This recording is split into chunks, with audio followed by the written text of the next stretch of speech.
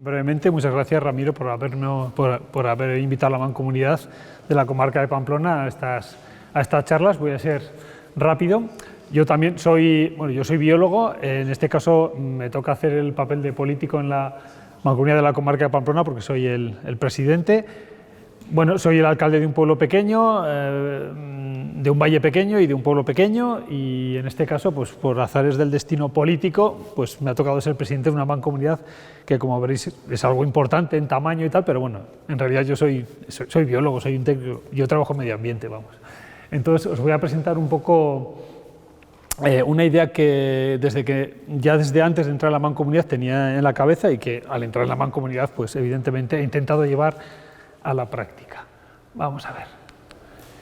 Bueno, muy brevemente, la Mancomunidad de la comarca de Pamplona se sitúa evidentemente en Navarra. Pamplona es la capital. Se sitúa en la zona central de Navarra, y ahí la tenéis. Es una zona mediterránea, submediterránea. En la parte norte será incluso con algo de influencia atlántica, pero bueno, en realidad es bastante mediterránea. Tiene unos 400.000 habitantes e integra 50 municipios. En la mancomunidad nos encargamos básicamente del ciclo integral del agua, esto es abastecimiento y saneamiento, del transporte urbano, el transporte urbano de la comarca de Pamplona, y recogida y tratamiento de residuos urbanos, ¿vale? Eso es. Básicamente siempre se entiende que la mancomunidad de la comarca de Pamplona responde a la aglomeración urbana de Pamplona, que tiene aproximadamente unos 385.000 habitantes de los 400.000 que tiene la comarca. Es una de las zonas con mayor densidad urbana de toda Europa. En construcción, en número de habitantes por kilómetro cuadrado, pues pasa en algunos casos de 15.000, 20.000. Bueno, es una zona muy urbana, pero que a su vez alberga un territorio bastante grande de 280 núcleos de población que, como hemos ido comentando, el 70% son menores de 100 habitantes y más de la mitad son menores de 50 habitantes. Yo diría que una gran proporción de ese 50% son menores de incluso de 15 habitantes. O sea, es una zona con una concentración urbana muy potente, pero una zona muy amplia de baja densidad poblacional. Varios municipios en riesgo severo de despoblación también. La comarca de Pamplona ha tenido una evolución, como muchos paisajes de Europa y de España, de industrialización. Una industrialización en el sentido más urbano de empresas, ¿no? Volkswagen, etcétera, etcétera, y otro sentido de industrialización de los ecosistemas agrarios. Es una zona agrícolamente bastante productiva desde el punto de vista cerealista, lo que ha provocado que los paisajes del fondo de valle sean totalmente homogéneos.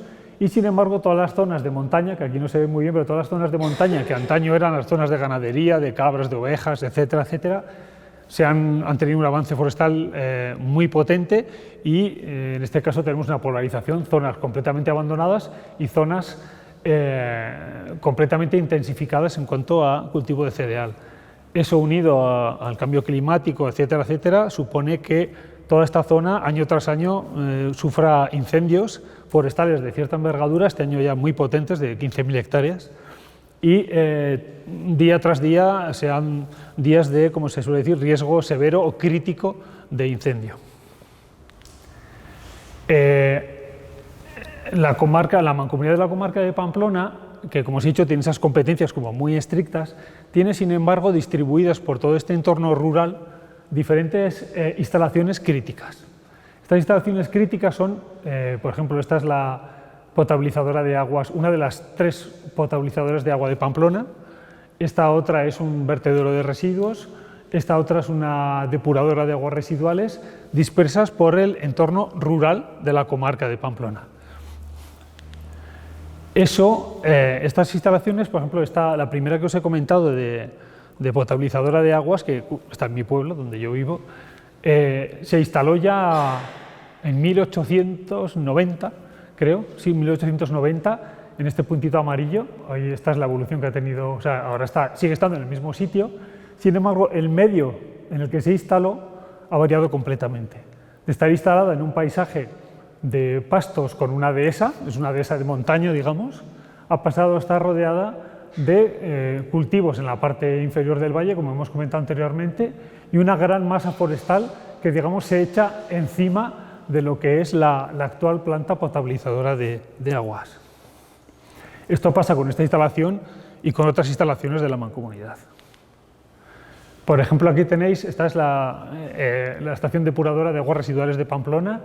Aquí tenéis, no se ve muy bien, pero todo esto son pastizales hasta los años 90, digamos, que en estos momentos han sido repoblados en este caso de plantaciones de coníferas, puesto que digamos, el pastor o la corraliza que había en la zona ya tuvo que abandonar debido a que ya no se utilizan las técnicas habituales de cultivo o barbecho. Entonces el pastor ha tenido que abandonar la zona, no se le encontró otra utilidad al monte que repoblarlo. Esto acabó el año pasado. Todos estos pinares acabaron incendiándose, no me acuerdo si fue por una cosechadora, chispa de un tendido, despiste de dominguero, da igual, las fuentes de ignición en una zona humanizada son infinitas, ¿no? Entonces, lo que ocurrió, perdón si no me equivoco, lo que ocurrió fue que las llamas, esta es la estación depuradora, las llamas llegaron prácticamente hasta la valla de la estación depuradora, que además es una instalación gasística bastante potente con varios depósitos gigantes de metano. O sea, podéis ver que fue una situación bastante crítica y que llevó a que en la mancomunidad hubiera una cierta predisposición habrá que hacer algo con el medio que rodea nuestras instalaciones críticas si no queremos que algún día pase algo verdaderamente grave, ¿no? Lo que pasó, por ejemplo, en este mismo verano ya en el sur de Navarra, hubo una serie de incendios, también bastante potentes, que acabaron haciendo que la estación potabilizadora de Arguedas y Valtierra, que son municipios de 3.000, 5.000 personas, se quedaran sin agua potable porque directamente su instalación de agua ardió o fue afectada por el incendio forestal. Entonces, en este caso concreto, pues hemos desarrollado un proyecto, una idea de proteger de alguna manera nuestras instalaciones críticas que están, dispersas en la comarca, empezando por la propia potabilizadora de Guillor, que es curiosamente mi pueblo. Bueno, coincide que es mi pueblo, ¿qué se le va a hacer, no? Entonces, lo que hemos hecho ha sido encargar un estudio multidisciplinar que yo creo que todos estamos de acuerdo en que es muy importante, que se titula de esa manera tan larga, Estudio, Diagnóstico y Propuestas de Gestión Silvopastoral para la Prevención de Incendios, bueno, etc., etc., no es una empresa, es un conglomerado de gente que incluye pues, un técnico forestal, un ingeniero de montes que es bombero forestal, especialista en incendios forestales, una empresa especializada con Vicente Ferrer, especializada en el tema de gestión pastoral, valoraciones pastícolas, planes pastorales, etcétera, y una empresa pública, bueno, semipública, que se dedica sobre todo al tema de la ordenación forestal. La primera parte del trabajo ha sido realizar un trabajo potente, entiendo yo, de detección de los riesgos de incendio forestal y de la identificación de las zonas prioritarias de actuación, que habéis comentado anteriormente, que bueno, yo no soy un experto, pero básicamente se trata de, conjugando diferentes factores que influyen en los incendios forestales, pues la pendiente, los vientos dominantes, la altura de copas, la continuidad de la vegetación, etcétera, etcétera, el tipo la especie de árbol y tal, pues construir una serie de mapas, unos modelos que nos acaban confluyendo en la definición de unas zonas estratégicas de gestión. Zonas estratégicas de gestión que son aquellas zonas donde se confluyen dos datos fundamentales. Uno es que son zonas fuera de capacidad de extinción, por altura de copas, pendiente, etcétera, y confluyen ese dato de fuera de capacidad de extinción con zonas donde los incendios se dividen en varios, o son zonas donde hay nodos donde los incendios se dividen en varios frentes. Entonces, este experto hace unos mapas mediante diferentes SIG y acaba definiendo las zonas contra más rojo, más estratégico de gestión es la zona, las zonas donde sería prioritario intervenir.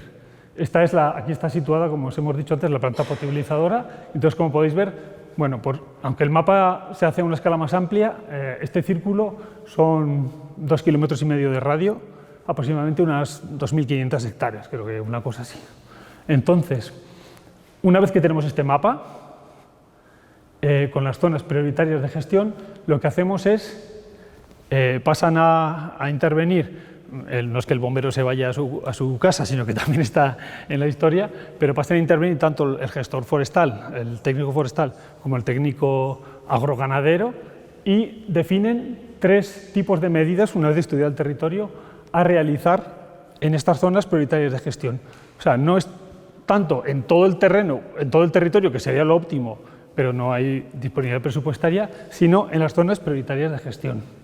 Aquí las tenéis, bueno, os sonarán todas, no son ninguna cosa rara, pues bueno, en algunas zonas es aligerar la carga digamos, espaciar el arbolado para que sean dehesas, otras zonas será creación de mosaicos, romper rupturas de la continuidad forestal, etcétera, etcétera, ¿no? Entonces, para cada una de estas medidas, para cumplir cada una de estas 10 medidas, se diseñan una serie de acciones concretas en este territorio, y para cada una de esas medidas y acciones se diseña pues, una ficha en la cual se explica cómo tendría que ser la medida y el propósito, los motivos, la justificación y las medidas, las actuaciones concretas a realizar. Por ejemplo, he puesto como 3 ejemplos. Esta es la estación. Una de las conclusiones de los técnicos forestales, el técnico de incendios, es que la parte superior de la estación que es un robledal, un antiguo robledal adhesado, en el cual todavía los árboles, los grandes robles, todavía están inmersos ya en una matriz forestal que los va subsumiendo, sería volver a reabrir esta dehesa, y aparte de la labor selvícola de eliminar el arbolado joven, se proponen ya por parte del técnico ganadero una serie de mejoras pues eso, de proveer de abrevaderos y una serie de desbroces en la zona, pues para que bueno, la actuación tenga continuidad y el propio ganado mantenga esa dehesa que hemos vuelto a reabrir, ¿no? Por ejemplo, otra actuación sería, una vez, vuelve a ser siempre todo el rato la estación potabilizadora, una vez que se detecta que hay una zona prioritaria de gestión justo debajo de la potabilizadora, que además afecta incluso al casco urbano, lo que se hace es proponer la creación, esto es un barranco donde el fuego puede encañonarse, lo que se hace es proponer la creación de un cierre permanente y un punto de agua para que se puedan meter en un periodo de tiempo que viene determinado en la ficha correspondiente un ganado caprino, que en este caso son cabras pirenaicas muy bonitas, porque además son las mías, que se puedan meter en un periodo determinado, X tiempo, X días, en este cierre, el ganado caprino correspondiente. Otro ejemplo sería, por ejemplo, otra de las zonas o medidas críticas que se proponen en el estudio es, aparte de romper la continuidad de la masa forestal con los cultivos de fondo de valle, es hacer algo parecido esto es un cambio de ladera, con la otra ladera, y de preservar de alguna manera estas zonas que son pastos supraforestales. ¿Cómo? Pues directamente recurriendo al ganado que hay en la zona, que son yeguas, en este caso vamos a meter potocas, y también vaca pirenaica, y haciendo en la correspondiente ficha se vienen determinadas una serie de actuaciones que son pues abrevaderos, desbroces, puntos de alimentación suplementaria, etcétera. Bueno, hay una serie de medidas, como podéis ver, con sus correspondientes acciones, que total suman creo que eran 300.000 euros, una cosa así. Y ya concluyendo, bueno, lo que hemos concluido de este estudio es que, bueno, sí que nos parece, al menos en Navarra nos había hecho esta metodología para el establecimiento de los puntos críticos de gestión de incendios. No se había llegado a este punto de trabajo. Yo creo que Navarra no tiene mucha experiencia en incendios forestales y ahora está viendo las orejas al lobo y vemos que hay que hacer cosas que antes no nos planteábamos que había que hacer. Este estudio ha considerado pues, las zonas estratégicas, como digo, que fundamentalmente tienen que ver más que con el propio manejo de la masa forestal, con el manejo de la interfaz entre esta masa forestal y los pastos supraforestales, los cultivos de fondo de valle. Y lo que yo creo que es una de las cosas más importantes es la toma de conciencia o implicación de una administración ajena, como es la mancomunidad, porque la mancomunidad, como os he dicho, lleva agua, lleva residuos y lleva el transporte urbano. No tiene nada que ver con el medio ambiente en el sentido de prevención de incendios forestales.